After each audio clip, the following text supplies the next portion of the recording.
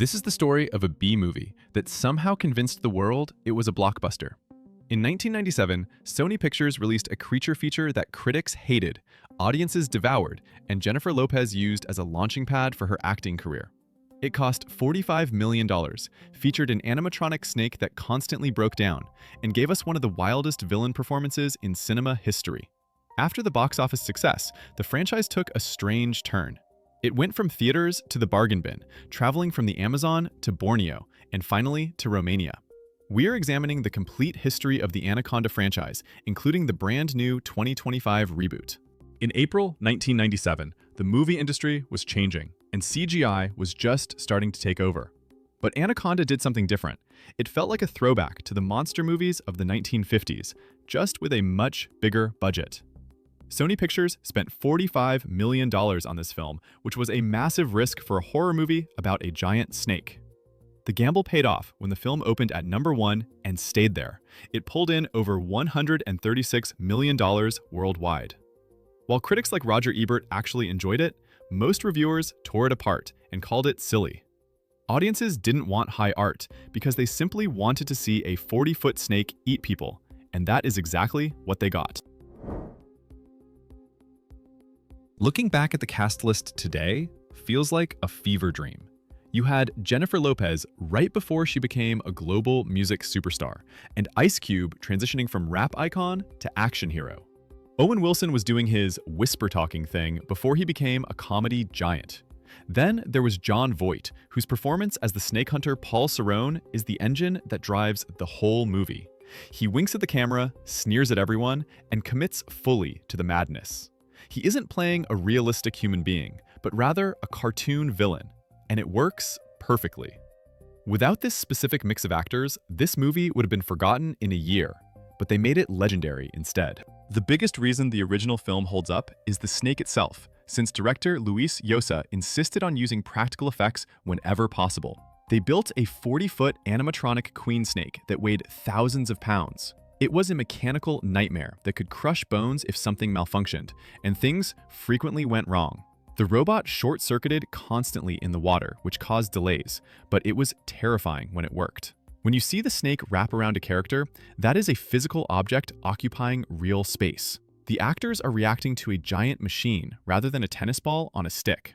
The CGI in the film has aged poorly, since the digital snake looks like a floppy cartoon. But those animatronic close-ups are still effective nearly 30 years later.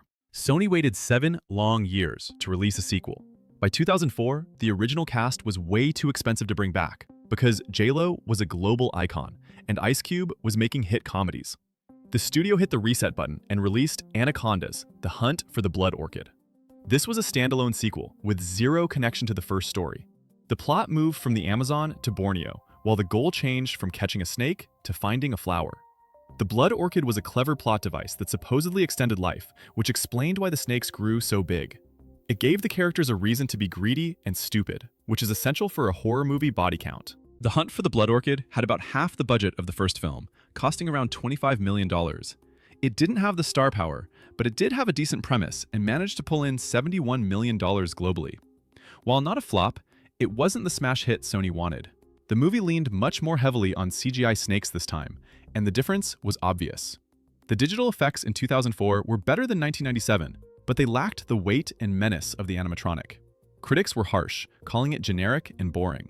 This movie marked the end of the franchise's life in movie theaters, as the series left the big screen and slid into the muddy waters of television. In 2008, the franchise found a new home on the Sci-Fi Channel, where production quality dropped significantly. Anaconda 3 Offspring wasn't just a low-budget sequel, but a completely different beast. Filmed in Romania to save money, it starred David Hasselhoff as a mercenary snake hunter. The star of Baywatch was now fighting giant snakes in Eastern Europe. The plot went off the rails by introducing genetically modified snakes with sharp tails that could impale people. The budget was tiny, the CGI looked like a video game from the 90s, and the gore was excessive. This wasn't about suspense anymore, but rather cheap thrills and filling airtime on cable television. Production companies often film 2 movies at once to save cash, which is what happened here. Anaconda 4, Trail of Blood, was filmed back-to-back with the third movie, using the same locations in Romania and keeping some of the same cast, specifically Crystal Allen. This movie aired in 2009, and the story became even stranger. The plot involved a special serum that allowed the snake to regenerate instantly, meaning you could chop its head off and it would just grow back. It also starred John Rhys Davies, known for playing Gimli in Lord of the Rings, who looked like he was wondering how he ended up there. The franchise was barely recognizable compared to the 1997 original.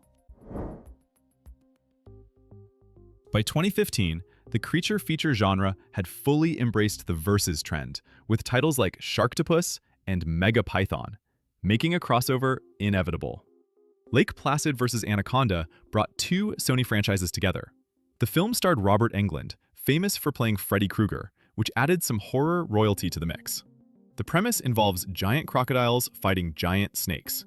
It is trashy, violent, and completely aware of its own absurdity. The filmmakers stopped trying to make a scary movie and started making a comedy with gore. For fans of B-movies, it was a fun ride, but the Anaconda brand was effectively dead for general audiences. While Hollywood ignored the snakes for a decade, China released a remake in March 2024 titled Anaconda: Cursed Jungle for international markets. This film follows the same basic beat as the 1997 original, with a group of people in the jungle getting hunted. The visual effects in this version are actually quite good and look much better than the Sci-Fi Channel sequels. However, reviews pointed out that the characters were thin and the story didn't bring anything new to the table. It proved that the concept of a giant snake eating people is universal, but you still need a special spark to make it memorable. Sony recently announced a massive comeback slated for Christmas Day 2025 with the brand new Anaconda movie hitting theaters. This is not a normal remake, but rather a meta-reboot. The story follows two friends, played by comedy heavyweights Jack Black and Paul Rudd. These characters are facing midlife crises and decide to go to the Amazon to film a shot-for-shot amateur remake of their favorite movie, the 1997 Anaconda. Things inevitably go wrong as they encounter real giant snakes and violent criminals. It is a comedy about making a horror movie, which is a brilliant way to handle a franchise that has always been a little bit funny. This new direction is logical because you cannot make a serious Anaconda movie in 2025, since the original is already a meme. By casting Paul Rudd and Jack Black, the studio is leaning into the absurdity. The director, Tom Gormican, previously made a movie where Nicolas Cage played himself, so he knows how to handle meta-humor. This approach allows the movie to honor the original film while also making fun of it. There are rumors about cameos from the original cast, like Ice Cube and Jennifer Lopez, playing themselves. It turns the franchise into a celebration of its own ridiculous history, rather than just another monster movie.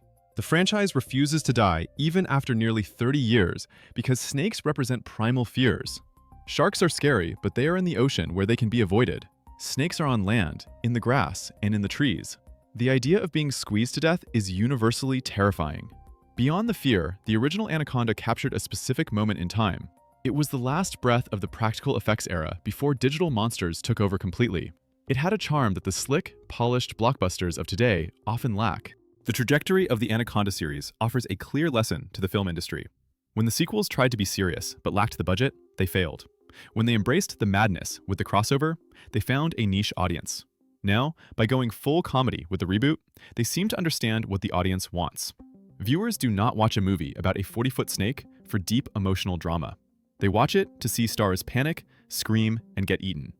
The franchise survived because it eventually stopped pretending to be high art and accepted its place as top-tier popcorn entertainment. If the 2025 movie is a hit, we could see a whole new universe of meta-monster movies where characters remake Deep Blue Sea or Lake Placid within the movie world. However, if it fails, the snake might finally go into hibernation. The legacy is secure regardless of the box office result. The Anaconda franchise started as a risky bet, became a punchline, evolved into a cult classic, and is now reinventing itself for a new generation. It proves that you do not need to be the best movie to be the most memorable one, but simply need a big snake and a fearless attitude. You should definitely go back and watch these movies, but be selective. Watch the 1997 original for the practical effects and Jon Voight's face. Or watch Blood Orchid if you want a decent adventure flick. Skip the TV movies unless you love bad cinema. And definitely keep your eyes peeled for the new one this Christmas. The Anaconda franchise is a perfect example of how Hollywood works, since it eats up an idea, digests it for years, and eventually spits it back out in a new form. From the Amazon to Romania, and back to Hollywood, the Anaconda series is a survivor. It outlived the critics who hated it and the studios that tried to cheap out on it. As audiences wait for Jack Black and Paul Rudd to face the serpent in 2025, one thing is clear. You can run and you can hide, but you cannot escape the legacy of the giant snake. If you enjoyed this look into monster movie history, hit like and subscribe for more.